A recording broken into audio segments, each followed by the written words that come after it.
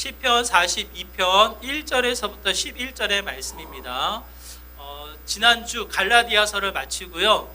이제 방학, 우리 여름 특강을 마치는 이 8월 달까지 어떠한 본문을 살필까 좀 고민을 하다가 시편 42편에서부터 한 9편의 시편을 우리가 좀 살펴봐야겠다. 왜 굳이 42편에서부터 시작됐는가? 이 시편을 5부분으로 나눕니다. 1편에서부터 41편, 42편에서부터 72편, 73편에서부터 89편, 90편에서부터 106편, 107편에서부터 150편.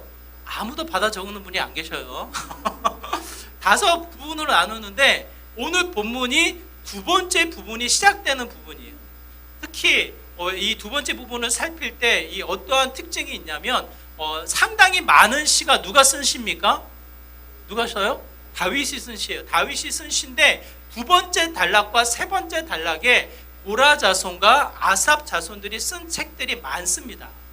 물론 누가 썼느냐가 중요하지 않지만 다윗의 어떠한 이 흔적을 통해서 깊이 있게 그 말씀을 우리가 묵상할 수 있는데 이 고라 자손에 대한 이 이야기가 많지 않아요.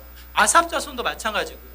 그래서 오늘 이 42편에서부터 이어지는 편이 고라 자손의 이 시편이고 마지막 50편이 아삽 자손의 시편이에요. 그래서 이 부분을 우리가 좀 살펴보려고 합니다. 이 고라 자손 조금 낯설게 느껴질 수 있는데요. 레위 지파의 이 네 번째 이 증손으로 표현되어지는데 이 고라 자손이 성전의 일을 맡았을 때에 물론 이 하나님의 시선 앞에서는 뭐가 중하고 뭐가 가볍게 여겨질 수 없으나 세상 사람들의 마음에서는 뭐가 중하고 가벼운 게 느껴지잖아요.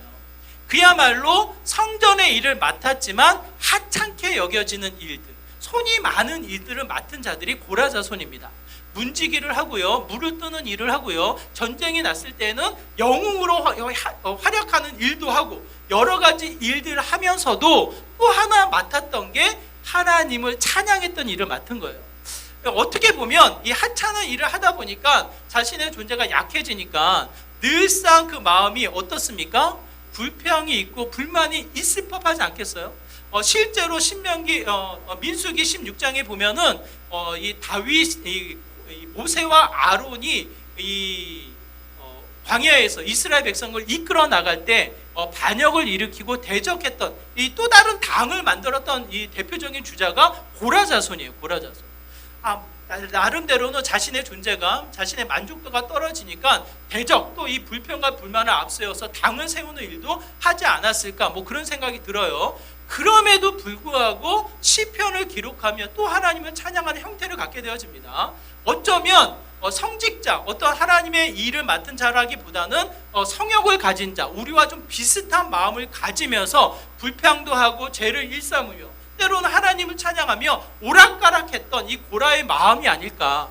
그래서 더더욱 이 고라 자손의 마음을 살폈을 때에 동일한 우리의 상태, 우리의 마음을 엿볼 수 있지 않을까 싶어요. 오늘 시편 42편의 배경을 살펴보면 낙심이 주어진 상황이라고 표현되어집니다.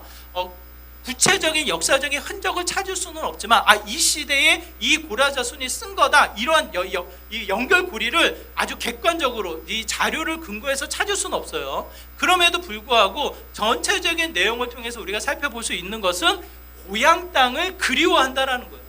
예루살렘 성전을 그리워하며 예전에 우리가 그 성전을 섬겼고 예전에 그곳에서 예배를 드렸는데 지금 우리는 어디에 있는가, 이러한 이 표현들을 생각해 봤을 때 어쩌면 포로 시대에 이들이 쓴 책이 아닐까, 이런 생각을 합니다.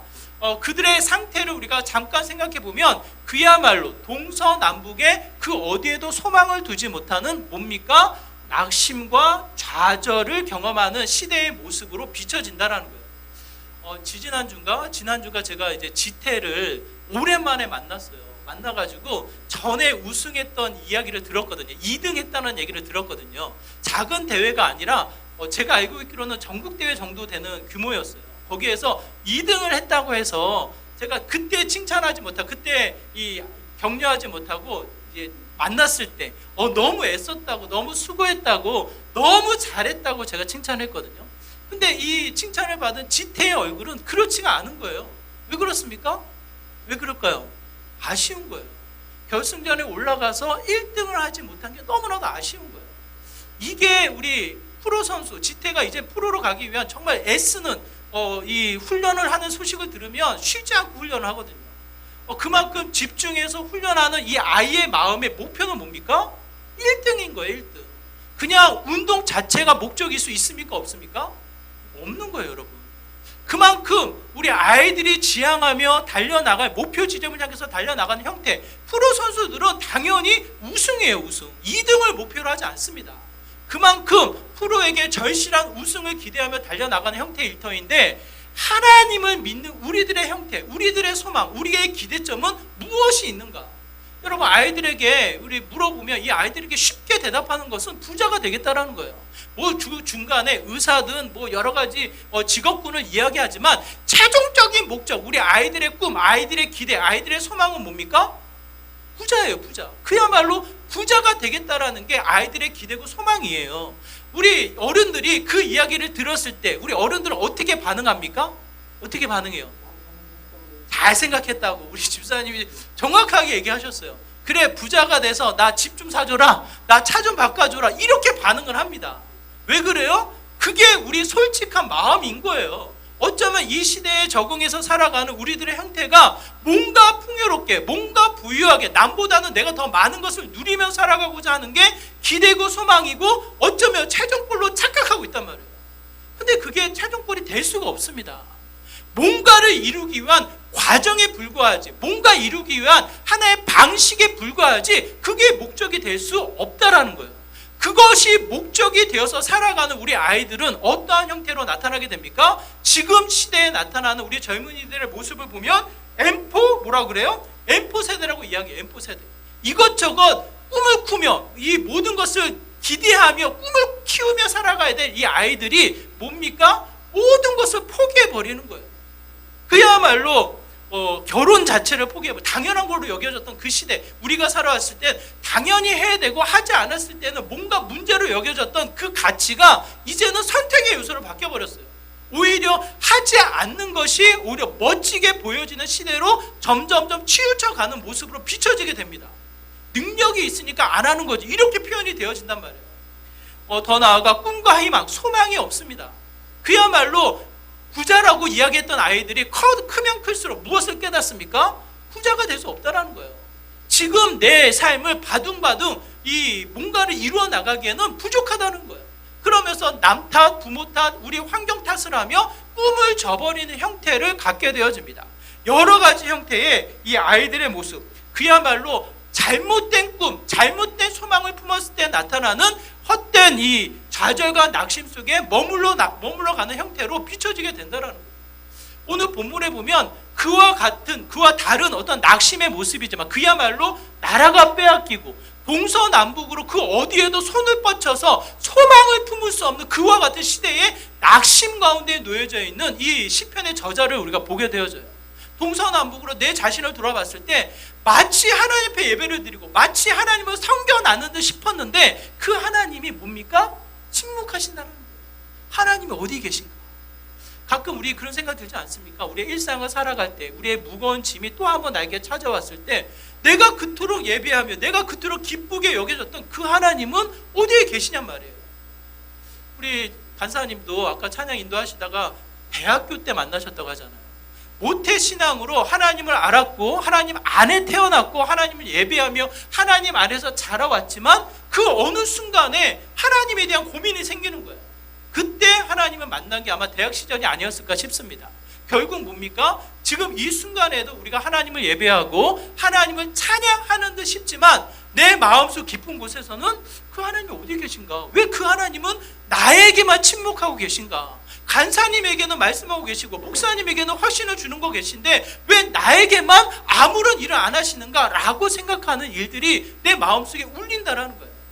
내가 그렇게 고민하고 있는데 나만 그 고민을 하는 것이 아니라 주변 사람들이 이야기하는 거예요. 네가 믿는 하나님은 어디에 있냐고. 10절의 말씀입니다. 우리 10절의 말씀 한번 같이 읽어볼까요? 10절의 말씀 같이 있습니다. 시작.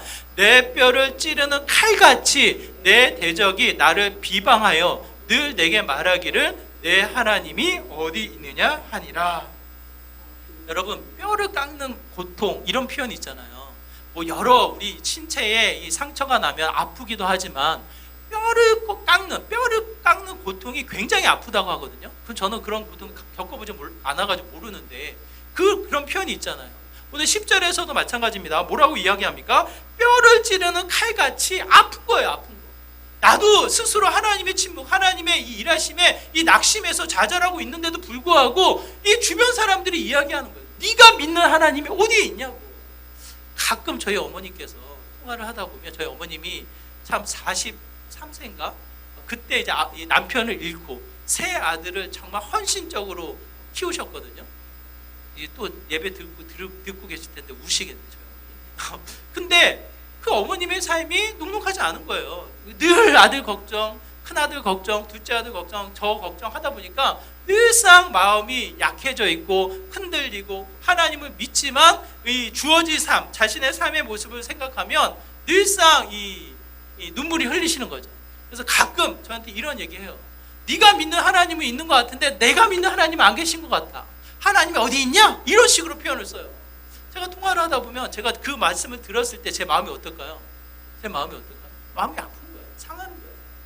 그만큼 우리가 열심히 믿고 하나님을 따르고 직장에서나 가정에서나 하나님을 믿는 믿음의 삶을 살아가게 되는데 주변의 사람들이 믿지 않는 가족들이 이야기했을 때 네가 믿는 하나님은 어디에 있느냐라고 이야기했을 때 우리의 삶의 형태가 어떻게 납니까? 낙심과 좌절의 마음을 갖게 되어집니다. 시대에 살아가는 우리들의 모습, 진로를 앞두고 있는 우리 청년들의 모습, 여러 가지 일들을 경험하며 사회에 뭔가를 이루어가야 하는 우리들의 삶의 형태, 점점점 시간이 지나가면서 약해져가는 우리 어르신들의 모습을 살피면 마음이 어떻게 돼요? 위축되는 거예요. 하나님을 믿지만, 하나님을 예배하지만 흔들리는 내 마음의 상태를 보게 되어집니다. 그게 뭐예요? 낙심과 좌절, 약해져가는 내 마음의 상태가 또 한번 찾아오게 됩니다. 그때 우리가 견고하게 흔들리지 않을 이유는 무엇입니까? 분명한 목적이 우리에게 나타나게 된다는 거예요. 그게 5절의 말씀인데요. 우리 5절의 말씀 우리 한번 같이 읽어보도록 할까요? 5절의 말씀입니다. 같이 있습니다. 시작. 내 영혼아 내가 어찌하여 낙심하며 어찌하여 내 속에서 불안해하는가? 너는 하나님께 소망을 두라. 그가 나타나 도우심으로 말미암아 내가 여전히 찬송하리로다. 뭐라고 이야기합니까? 그 우리의 마음에, 우리의 삶에, 우리의 일상에 분명한 목적지, 우리가 도착해야 될 마지막 골의 형태는 어디입니까? 하나님밖에 없다는 거예요. 여러분 가만히 내 마음을 두드려서 내 마음을 살펴보시기를 바라요.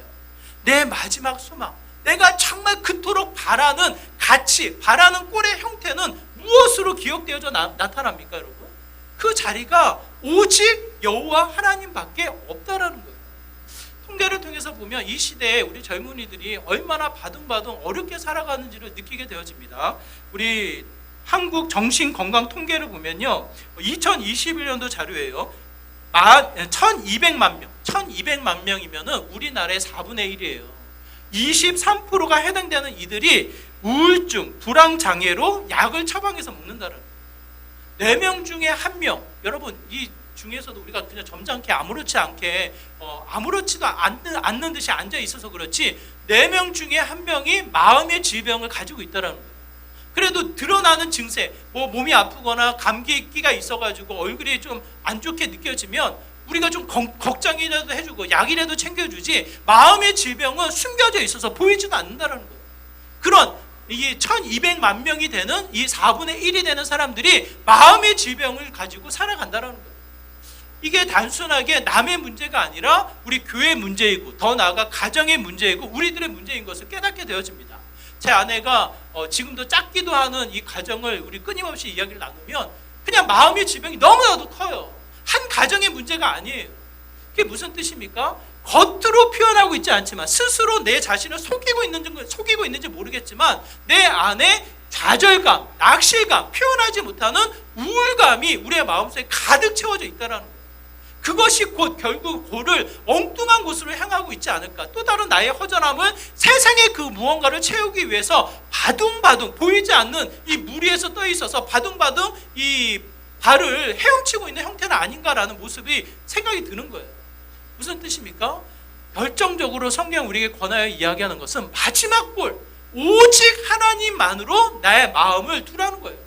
나의 소망, 내가 품을 것, 이 세상의 그 어떤 것과 비교할 수 없는 하나님의 가치만이 우리의 삶 가운데 유일한 소망, 유일한 위로, 유일한 힘이 된다는 것을 분명히 성경은 제시해서 이야기합니다. 하나님이 어떠한 분이시기에 우리에게 그렇습니까? 성경이 동일하게 우리에게 이야기해요. 5절의 말씀 다시 한번 보면 이렇게 기록되어져 있는데요. 5절의 말씀에 보면 이렇습니다. 제가 한번 읽어드릴게요. 내 영혼아 네가 어찌하여 낙심하며 어찌하여 내 속에서 불안해하는가? 너는 하나님께 소망을 두라. 그 이유를 이야기합니다. 그가 나타나 도우심으로 말미암아 내가 여전히 찬송하리로다. 뭐라고 기록되어 있습니까? 나타나서 도우시는 분이시라는 거예요. 하나님이 침묵하신다, 하나님이 숨어 계신다, 하나님이 보이지 않는다. 맞습니까? 틀립니까? 그런데요, 하나님이 우리에게, 나에게는 말씀하지 않으셔요. 하나님 보이지 않아요. 나의 문제 앞에서는 하나님이 아무런 일을 안 하셔요. 그렇게 여겨질 수 있으나 성경의 근거를 통해서 보이는 것은 하나님은 나타나신다는 거예요. 숨지 않으신다는 거예요. 짙은 어두운 가운데 마치 빛으로, 여러분 생각해 보세요. 어둠이 빛을 숨길 수 있습니까? 빛이라고 해서 어둠의 어떠한 이 순간에 이 빛이 숨어서 자신의 존재를 감출 수가 있습니까, 여러분? 절대로 빛은 어두운 가운데 숨을 수가 없습니다. 우리의 죄된 문제, 우리의 이 상황의 어려움 가운데, 낙심과 좌절의 짙은 세상의 어두운 가운데 하나님은 스스로를 어떻게 해요? 나타내는 분이셔요. 숨는 분이 아니시라, 침묵하는 분이 아니시라 스스로를 나타내시며 어떻게 합니까? 그 하나님이 도우신다예요. 도우신다. 이 여기서 나타내다라는 이 표현이 다른 부분에서는 어떻게 번역이 되냐면 대면하다, 얼굴을 나타내다예요. 얼굴을 드러내다요. 여러분, 태양을 여러분이 바라보면 여러분 태양을 바라볼 수 있습니까? 없습니까? 태양의 이 뜨거운 광채, 뜨거운 이 화려한 빛으로 인해서 우리가 직접적으로 이 태양을 볼 수가 없습니다. 그럼에도 불구하고 예수님이 자신을 드러내신다는 거예요. 그 누구도 하나님을 바라봤을 때, 하나님을 대면했을 때, 이 모세가 이 떨기나무를 통해서 하나님을 대면하거든요. 하나님이 이 좌절과 낙심, 이 모세가 자신의 열심으로 이스라엘 백성을 구원하고자 뭔가 했을 때 실패하거든요. 처절한 실패를 경험하고 미디안 광야로 도망했을 때 좌절과 낙심 가운데 하루하루를 살아가고 있을 때 하나님이 어떻게 합니까? 그러니까 찾아오시는 거예요. 찾아오셔서 얼굴을 대면해서 그를 만나주십니다. 이 모세가 하나님의 얼굴을 만난 그 순간에 죽을까 하노라 두려워해요. 그만큼 하나님의 광채, 하나님의 영광이 크시다라는 것을 이야기하지만 하나님은 그 광채, 그 영광, 그 놀라운 역사를 숨기지 않으신다라는 거예요. 무엇보다 사랑하는 자녀에게 나타내시고 더 나아가 어떻게 하십니까? 철저하게 도우시는 하나님이심을 성경 우리에게 말씀하고 있습니다. 여러분, 동서남북 살폈을 때 누가 나의 도움이 됩니까? 누가 도움이 돼요? 우리 함께하는 지체들, 부모님, 형제, 자매들, 그래도 나에게 뭔가 힘들 때 나를 도와주겠지. 여러분, 가까운 사람이 가장 큰 실망을 줍니다. 그렇지 않아요, 여러분? 부부간에 얼마나 서로 의지하다가 싸웁니까? 왜 싸워요? 서로 기대하는 게 있고 서로에게 어떤 해줘야 되는 이 책임감이 있다 보니까 그걸 가지고 같이 기대어 살아가다가 뭡니까? 가장 큰 상처를 많이 받잖아요. 제 아내님이 안 계신데 가장 저의 설교를 듣고 은혜를 받기도 하시지만 가장 날카롭게 지적하시는 분이 누굽니까? 그래도 우리 성도님들은 착하셔서 그렇게 저에게 많은 말씀을 안 하셔요. 가장 이 날카롭게 지적해서 꼬집어서 아픈 곳을 또 꼬집고 또 꼬집어서 찌르고 또 찔러서 이야기하는 사람이 아내고 우리 애들이에요. 저는 그때 깨닫습니다. 가까운 사람이 가장 아프게 하는구나. 물론 힘이 되고 위로가 되고 도움이 되고 그래서 합력해서 선을 이루도록 하나님이 가치를 부여하셨지만 또 한편 아프고 의지해서 도와줄 것만 같은데 매 순간 도울 수 없으니 부모를 통해서 또 한번 자녀들의 상처를 받고 자녀를 통해서 부모님들이 서운함을 느끼게 되는 거예요. 왜 그렇습니까? 한계가 있기 때문에, 마음이 부족하고 서로 사랑하지 않기 때문이 아니라 서로의 한계가 있기 때문에 결국은 부딪혀서 서로에게 대한 아픔과 상처를 주는 또 다른 낙심과 좌절을 주는 게 맞다라는 거예요. 그때 여러분 서로에 대한 핑계, 서로에 대한 불평, 서로에 대한 싸움으로 끝나겠습니까? 여러분 기억하시기 바라요. 그 순간에도 또 한편 하나님은 우리에게 말씀하십니다. 나타나셔서 그 모든 과정을 도우시는 분은 하나님밖에 없다라는 거예요. 그러므로 우리가 주어진 일상, 여러분에게 주어진 여러 가지 이 문제들 앞에서 가장 먼저 기억해야 할 것은 하나님을 소망하되 그 하나님이 어떠한 분이시다? 나에게 나타나셔서 나로 하여금 도우시는 하나님이시라는 거예요. 여러분, 그 하나님이 끊임없이 우리에게 나타나시고 우리를 도우시는 분이심을 성경 우리가 말씀하고 있습니다. 이 예수님께서 굳이 사마리아 지역을 지나가시면서 이 갈라디아로 지나가실 때 사마리아를 통과해 지나가시면서 누구를 만납니까? 사마리아 여인을 만나요. 이 사마리아 여인이 사람들의 시선을 피해서 정오에 물을 뜨러 나오는 그 여인이거든요. 그 여인이 허전합니다. 수많은 남편들을 갈아치우며 자신의 허전함을 채우고자 애를 썼지만 그 여인은 채우지 못해요. 끊임없이 갈증을 일으키며 그 영혼의 이 허전함을 느끼는 그와 같은 여인이에요. 그 여인에게 찾아오셔서 예수님이 하시는 말씀이 이와 같습니다. 요한복음 4장 14절의 말씀인데 우리 같이 한번 읽어볼게요. 함께 했습니다. 시작.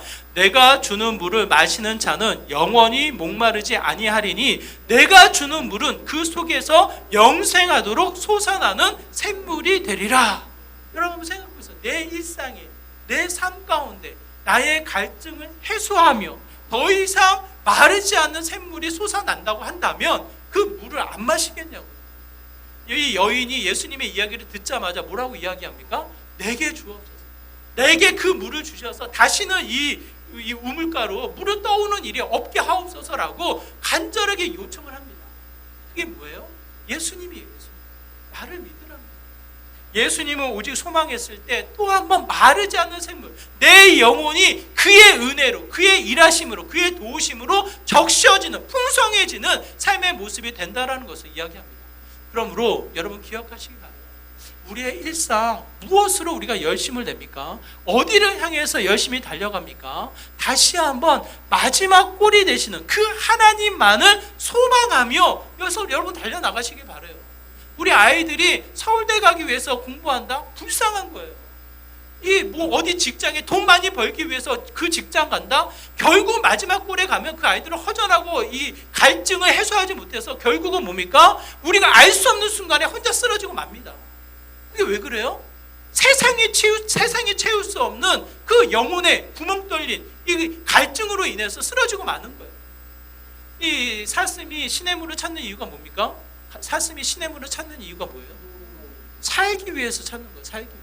한순간에 목을 채우기 위해서 사는 이 시냇물을 찾는 게 아니라 그 시냇 목을 축이지 않으면 죽으니까. 특히 이 광야에서 그 한 모금을 채우지 못하면 죽으니까 그 시냇물을 갈급하며 찾는 게 이 사슴이에요. 그 사슴을 비유해서 우리가 그와 같다라는 거예요. 우리의 영혼이 갈급해서 그냥 동서남북으로 시냇물을 찾아 헤매는 꼴이라는 거고, 다시 한번 그 마지막 꼴이 하나님이 소망이고 그 하나님이 나타내셔서 우리를 도우실 때에 유일한 생명이 또 한번 드러나는 것을 이야기합니다. 그 과정을 우리가 기억하시기 바라는데 5절에 보면 이 5절과 11절이 똑같이 기록되어져 있는데 하나가 이 또 다른 단어가 추가되어져서 이 간절함을 우리에게 보여주고 있습니다. 5절의 말씀과 11절의 말씀을 비교하기 원하는데요. 제가 5절의 말씀을 읽어드릴 테니까 11절을 보면서 한번 찾아보시기 바라요. 5절의 말씀이 이렇습니다. 내 영혼아 내가 어찌하여 낙심하며 어찌하여 내 속에서 불안해하는가? 너는 하나님께 소망을 두라. 그가 나타나 도우심으로 말미암아 내가 여전히 찬송하리로다. 11절 같이 읽어볼까요?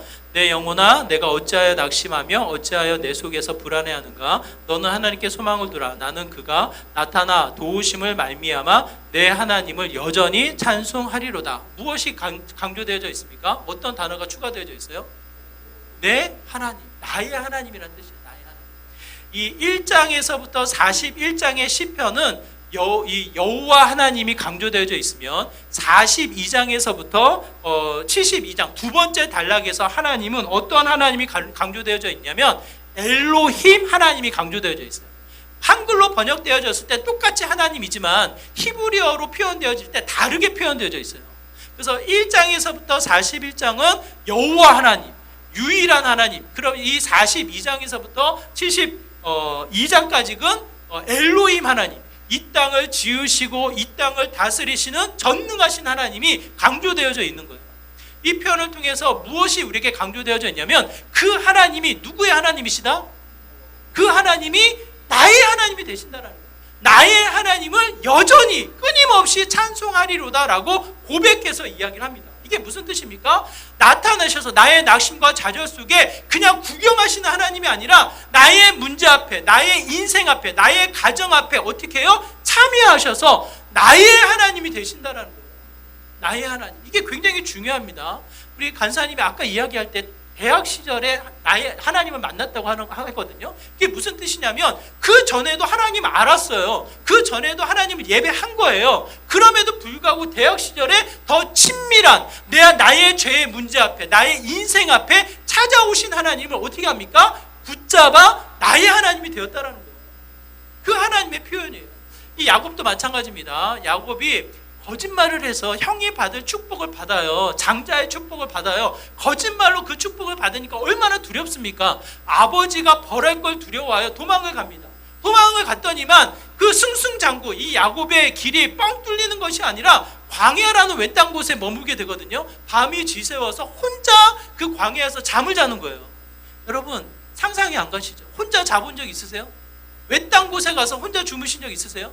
아까 우리 남자분들은 이거 구호, 이거 우리 군대에서 딱딱 절도 있게 하거든요. 군대 갔을 때 혼자 있잖아요. 얼마나 외롭고 두렵습니까? 때로는 수술실을 들어갈 때 여러분 한번 생각해 보세요. 그 누구도 부모도 사랑하는 가족도 같이 들어가지 못해요. 그냥 내가 걸어가는 것이 아니라 침대에 누워서 들어가는 그 순간을 생각해 보세요. 아무도 없는 거예요. 아무도. 혼자 있다는 것이 굉장히 두렵습니다. 그럼에도 불구하고 광야라는 지역에, 이 광야라는 곳의 이 밤은 그야말로 살인이거든요. 살인. 이 바람이 어떻게 불고 모래바람이 어떻게 불어서 산이 어떻게 옮겨질지 자기를 덮을지 알 수 없는 두려움 가운데 놓여져 있는 게 광야예요. 광야. 그 광야에 이 홀로 있는 이 야곱을 찾아오신 게 누굽니까? 나타내셔서 그 하나님을 드러내시는 거예요. 그 야곱이 하나님을 만났을 때 오르락 내리락 하는 환상을 통해서 하나님을 선명히 보았을 때에 야곱이 이렇게 고백을 합니다. 창세기 28장 20절 21절이에요. 우리 한번 같이 읽어볼까요? 함께 했습니다. 시작. 야곱이 서원하여 이르되 하나님이 나와 함께 계셔서 내가 가는 이 길에서 나를 지키시고 먹을 떡과 입을 옷을 주시어 내가 평안히 아버지 집으로 돌아가게 하시오며 여호와께서 나의 하나님이 되실 것이요. 뭐라고 고백합니까? 축복은 받았지만 하나님의 기업을 받아서 이제는 내가 하나님의 기업을 이루겠노라 확신을 가지고 있지만 하나님에 대한 확신, 그게 뭡니까? 이어지는 거예요. 나의 하나님이 되신다는 거예요. 어머니의 하나님, 아버지의 하나님, 언약의 하나님, 그냥 말씀으로만 들었던 그 하나님이 아니라 이제는 뭡니까? 나의 일상에, 나의 문제에, 나의 삶 가운데 찾아오신 나의 하나님이 되시는 거예요. 그것을 야곱이 고백하기를 이렇게 고백합니다. 여호와께서 나의 하나님이 되실 것이다. 나의 하나님이 되실 것이다. 우리 여름 행사가 왜 중요합니까? 그냥 이 분주하게 주일날 와서 예배 드리고 밥 먹고 그냥 함께 즐기다가 가는 정도가 아니라 2박 3일 또 여름 성경학교 며칠을 집중해서 하나님을 보는 거예요. 그 하나님을 통해서 무엇을 주기 원합니까? 나의 하나님을. 어머니의 하나님이 아니라 아빠의 하나님이 아니라 우리 그냥 교회에서만 떠드는 하나님이 아니라 간사님을 만나주셨던 하나님이 아니라 목사님이 외치는 하나님이 아니라 이제는 나의 삶 가운데, 나의 보이지 않는 미래 가운데, 나의 두려움 가운데, 나의 문제 앞에 놓여진 나의 하나님을 만나기를 원하는 거예요. 그것이 곧 유일한 소망이 되기 때문에 그렇습니다. 우리 아이들이 또 한번 이 집중해서 하나님을 만나기 위한 현장으로 찾아갔을 때 여러분 함께 기도해 주시기 바라요. 정말 인격적인 하나님의 만남을 통해 뭡니까? 나의 하나님을 여전히 찬송하겠노라고.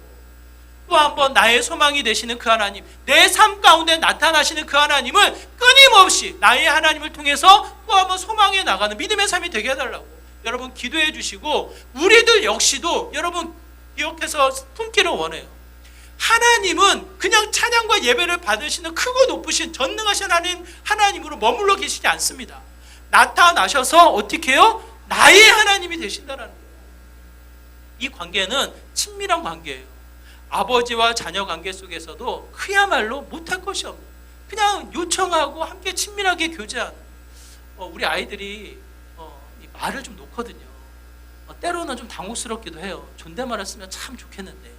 그래서 제가 전에도 한번 썼잖아요. 나도 존댓말을 쓸 때는 너희들도 존댓말을 써라. 안 되더라고. 제가 말수가 적게 들고 존댓말을 써보니까 이게 저도 웃기고 안 되더라고. 그래서 이제 말을 놓으며 지금 이게 지내거든요. 가끔은 얘네들이 나를 무시하나 그런 생각도 들어요. 하지만 그게 왜 가능합니까? 왜 가능해요? 모은이가 갑자기 저한테 말을 놓으면 제가 어떨까요? 친밀하게 아주 사랑스럽게 제가 대하겠지만 불편한 거죠. 말을 놓을 수 있는 이유는 가족이기 때문에, 나의 아빠고 나의 자녀이기 때문에 그래도 뭔가 버릇없이 여겨질 수 있으나 친밀함을 느끼는 거예요. 그 관계에 문제가 없이 또한 이 더 가까워지는 형태를 누리는 것을 보게 되어집니다. 이 아이가 요청을 하면 고민하게 되어지는 거예요. 왜? 나의 아빠고 나의 자녀이기 때문에 그래요. 오늘 본문에 나의 하나님을 여전히 찬송한다. 이 문구가 또 한 번 추가되어져서 강조되어진 거거든요. 엘로힘이라는 이 표현으로 강조되어져 있거든요. 여러분 그 말씀을 기억하셔서 하나님이 그냥 멀리 계신 게 아니라 나의 하나님이 되신다라는 거예요. 나의 일상에 숨어 계신 분이 아니라 나타나셔서 동서남북에 닫혀있는 곳 깊은 어두운 가운데 빛이 되셔서 나를 이끄시는 유일한 도움이 되신다라는 것을 이야기합니다. 그 하나님을 나의 하나님으로 만나 또 한 번 그 하나님을 찬양해 나가는 믿음의 모습이 되어야 한다는 것을 이야기합니다. 오늘 본문 마지막 이 5절과 11절 마지막에 보면 여러분 한번 따라해 보실까요? 여전히 찬송하리로다. 여러분 이게 왜 가능합니까?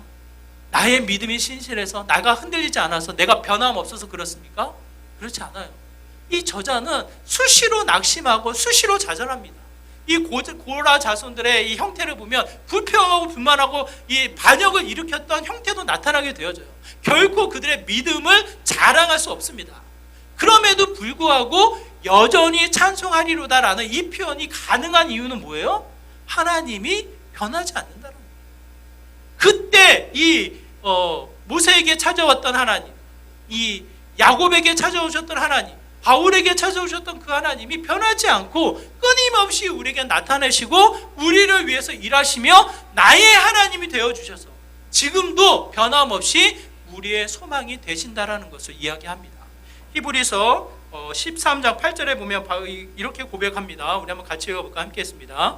예수 그리스도는 어제나 오늘이나 영원토록 동일하시니라.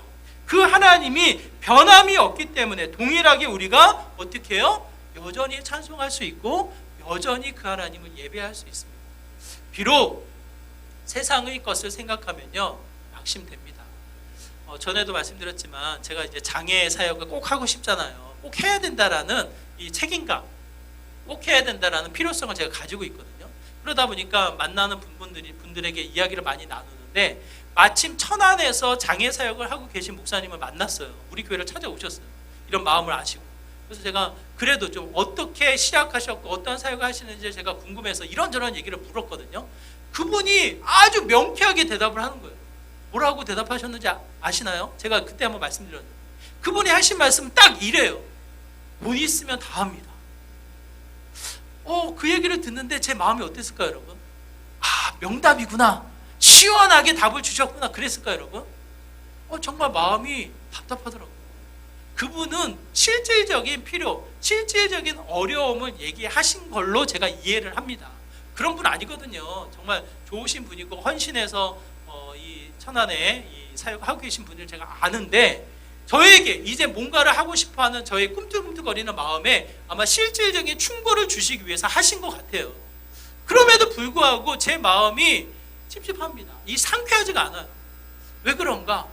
돈 있으면 뭐든지 합니다. 이 표현이 정말 말씀과 교회 안에서의 표현일까? 세상과 구별되어지는 마음일까? 이게 굉장히 마음을 충돌시키는 거예요. 물론 제가 알지만 무슨 의도인지를 알지만 제 마음은 상쾌하지 않아요. 여러분에게 뭔가 여러분이 저에게 기도 제목을 나누면 뭔가 함께 나눌 때 제가 여러분 돈만 있으면 됩니다. 이렇게 얘기하면 어떻겠어요, 여러분? 우리 목사님 세상을 아시는구나. 박식하시구나. 여러분 그렇게 얘기하시겠어요? 그게 뭔지 이해를 하시지만 그럼에도 불구하고 우리는 답답한 거예요. 왜? 세상에 살아가는 믿음이 아니기 때문에. 세상을 소망하는 가치가 아니기 때문에, 세상에 뭔가를 이루게 하는 이 세상의 방식을 취하는 것이 우선이 아니기 때문에, 뭡니까? 하나님이 우선인 것을 우리가 다시 한번 깨닫는 거예요. 하나님은 예전에도 살아계시고요, 지금도 살아계시고요, 앞으로도 살아계시는 분이십니다.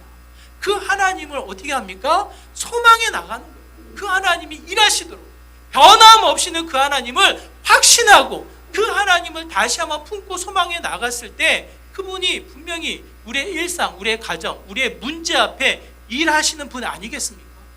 우리는 그 하나님을 다시 한번 바라보며 여전히 그 하나님을 찬양해 나가는 믿음의 모습이 된다는 것을 이야기합니다. 세상의 것들, 세상의 방식으로만 쫓겨 살아가지 마시고 오늘 본문을 통해서 3명이 나의 우선순위, 나의 마지막 골을 여러분 기대하시기 바라요. 돈이 목적이 될 수 없습니다. 돈이 목적이 되어서 달려가다 보면 결국 세상은 좌절과 실망과 낙심밖에 되지 못합니다. 세상의 이 화려함, 세상의 명예, 그래도 연예인들이 세상의 가치를 추구하며 올라가는 거 아니겠어요? 그들의 마지막 골이 뭐냐고요? 공황장애이고 우울증이에요. 수많은 이들이 그것을 드러내서 증명을 합니다. 그래서 이 연예인들이 믿음을 앞세워서 신앙을 드러내는 그룹이 생겨버렸어요. 이렇게 되면 안 된다. 그래서 몇몇 그룹을 통해서 이 신앙을 전하는 이 모습을 제가 알고 있는데, 결국은 세상을 쫓아서 살아가다 보면 우리의 영혼이 병들게 되어 있어요. 여러분 한번 생각해 보세요. 예전에 제가 어렸을 때 SF를 통해서 먼 미래를 생각하는 것은 뭡니까? 자동차가 자율주행, 운전자 없이 움직이고, 택시가 하늘을 날아다니고, 그야말로 로봇가 인간의 일을 대신해 주면서 편안하게 사는 세상, 이런 게 SF였거든요. 터미네이터를 통해서 보여주는 세상이었거든요.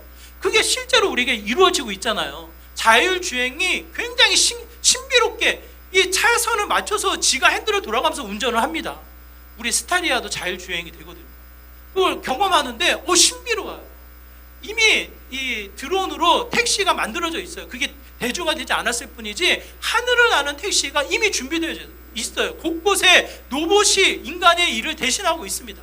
세상이 더욱더 발전하고 편리한 세상을 이루지만 지금 우리가 예측하는 미래는 어떻습니까? 우리가 예측하는 미래는 더 살기 좋은 유토피아를 꿈꾸게 됩니까?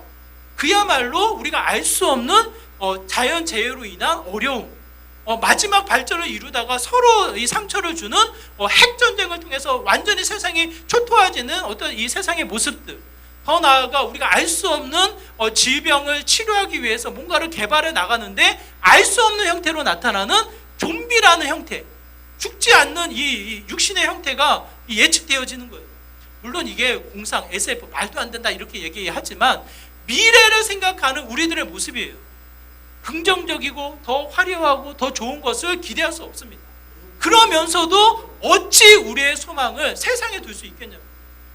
다시 한번 말씀의 가치를 두고 우리의 삶, 우리의 열심, 우리 아이들의 이 마지막 골의 최종점을 우리가 달려나간다고 했을 때 프로 선수들은 당연히 1등 생각해야죠. 우승을 생각해야죠.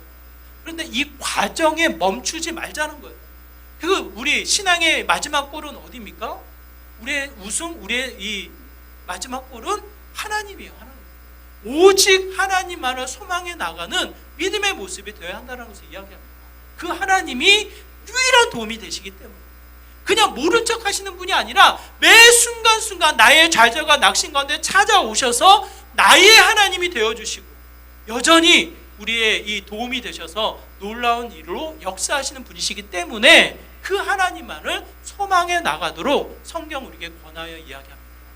하나님, 우리 주의 거룩한 자녀들 다시 한번 이 시간 하나님만을 소망하다, 나의 하나님을 마음에 품고 오직 나의 낙심과 좌절에 멈추지 말고 다시 한번 나타내시고 도우시는, 더 나아가 변함없이 이끄시는 그 하나님을 바라보며 달려나가는 저와 여러분의 삶이 되기를 다시 한번 부탁을 드립니다. 오직 주님만을 소망하며 다시 한번 그 소망을 하나님의 선한 믿음의 열매로 맺어나가는 주의 거룩한 자녀가 되시기를 주님의 이름으로 축원합니다. 우리 말씀을 기억하시면서 우리 잠깐 기도하기 원합니다. 우리의 삶 하나님만을 소망하기 원합니다. 나타나셔서 또한 도우시는 그 하나님 바라보게 하시고 나의 하나님 품게 하여 주시고 오직 하나님만을 찬양해 나가는 믿음의 삶이 되게 하여 주시옵소서라고 이와 같은 마음으로 함께 기도하며 나가도록 하겠습니다. 기도합니다. 하나님 아버지, 이 시간 간절한 마음으로 소망합니다. 우리의 삶이 하나님이 주님 안에 있음을 고백합니다. 세상의 그 어떤 것과 비교할 수 없는 유일한 하나님, 오직 주님만을 소망하며 나아가는 믿음의 삶 되기를 소망합니다. 하나님 일하여 주시고 또 한 번 일어나는, 하나님을 통해서 회복되어져 나가는 믿음의 귀한 자리 되게 하여 주시옵소서.